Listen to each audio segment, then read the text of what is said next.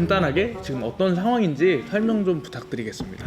계엄령이다, 미국으로 도주했다, 좀 어렵게 보일 수는 있지만 사실 실체는 간단합니다. 2010 전화기 두고 갔습니다. 열심히 하세요.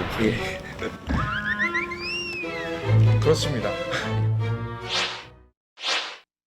촛불 집회가 한창 진행되던 시기였습니다. 그 시기에 기무사가 계엄을 검토하는 문건을 작성을 한 겁니다. 사실 계엄은 기무사가 검토할 문제가 아닙니다. 합동참모본부 합참에 계엄령을 검토하는 부서가 있고 주기적으로 그걸 검토를 하고 있는데 왜 그 시기에 하필이면 규정을 어겨가면서 기무사가 검토를 했느냐. 계엄을 내리면 광화문에는 몇 사단을 보낸다, 특수부대를 보낸다, 그런 계획을 계엄 문안까지도 다 작성을 해서 준비를 했던 사건이고, 지난해 7월에 그 문건을 입수를 해서 보도를 했고 검찰과 군이 같이 합수단을 꾸려서 수사를 했는데 수사가 이제 중단이 됐습니다.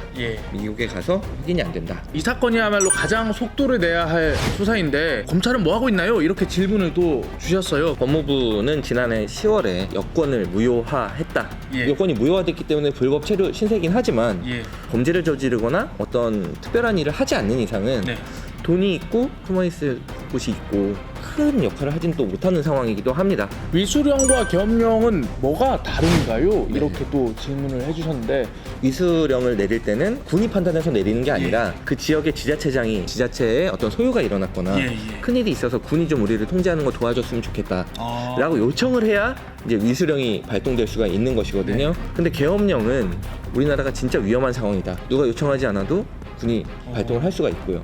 군이 모든 걸 통제하게 되는 상황이죠. 조현천 전 사령관의 지시를 받고 계엄부대를 중대와 대대규모로 세분화했다. 그리고 5.18의 사례를 참고해서 특전사와 707 대대를 추가로 투입했다라고 하는데 이 공수부대는 우리 군에서도 가장 어려운 곳에 투입이 되는 최정예 부대들입니다. 그렇죠, 최정예 부대. 그리고 707 대대는 그 중에서도 가장 특수한 임무를 수행하는 부대이고, 촛불 시위는 아주 평화적이었는데 위수령을 선포할 이유가 없지 않습니까? 근데 이제 위수령을 선포하면 시민들이 당연히 반발하는 것이고, 그럼 반발해서 시위가 조금이라도 격화가 되면 그걸 계기로 이제 계엄령을 선포하겠다, 이런 계획이었던 걸로 그 당시에 김의원조차 그렇게 생각이 든다라고 얘기하고 있습니다. 조현천은 군사반란 미수범이 아닌가요? 제대로 처벌해야 됩니다, 이렇게 또 말씀을 해주셨어요. 내란 음모, 예비, 이 두 개 혐의를 주로 적용을 했는데 일부 그렇게 보이는 부분이 있다라고 인정은 하고 있어요. 그러나 결론은 조현천 전 사령관이 소재를 모르기 때문에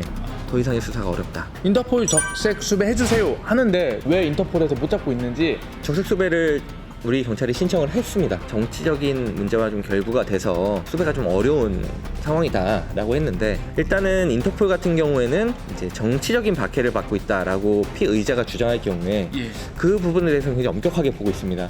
조현천 사령관이 뭐라고 했는지는 알 수 없지만 추정컨대 정권이 교체가 되면서 정치적인 박해를 받아서 내가 도망을 왔다, 이건 날 누명을 씌고 있는 것이다, 이런 식으로 주장을 한다면 인터폴의 적색 수배가 조금 어려운 면이 있는 것은 사실입니다. 도주자가 연금받는데 되나요? 이렇게 말씀해 주셨거든요. 범죄자로 유추되는 사람이 연금을 계속 받고 있는 것도 말이 되느냐. 어디 있는지 몰라서 못 잡고 있다, 이렇게 얘기하고 있는데 군은 계좌로 돈을 넣어주고 있는 상황인 거예요.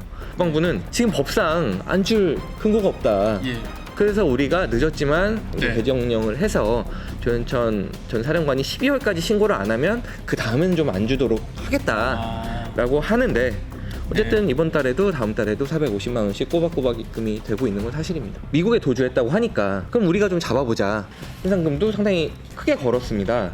실제 걸린 현상금인가요? 상당히 구체적인 부분이 파악이 되고 있어요. 그러니까 조현천 전 사령관의 형제들 어떤 교회에서 언제까지 나와서 뭐 목사로서 어떤 설교를 했다, 아들이 어디까지 나왔다, 이런 내용까지가 다 파악이 되고 있는데 과연 검찰이 혹은 법무부가 이 정도의 노력을 하고 있는가 의문이 있는 것이죠.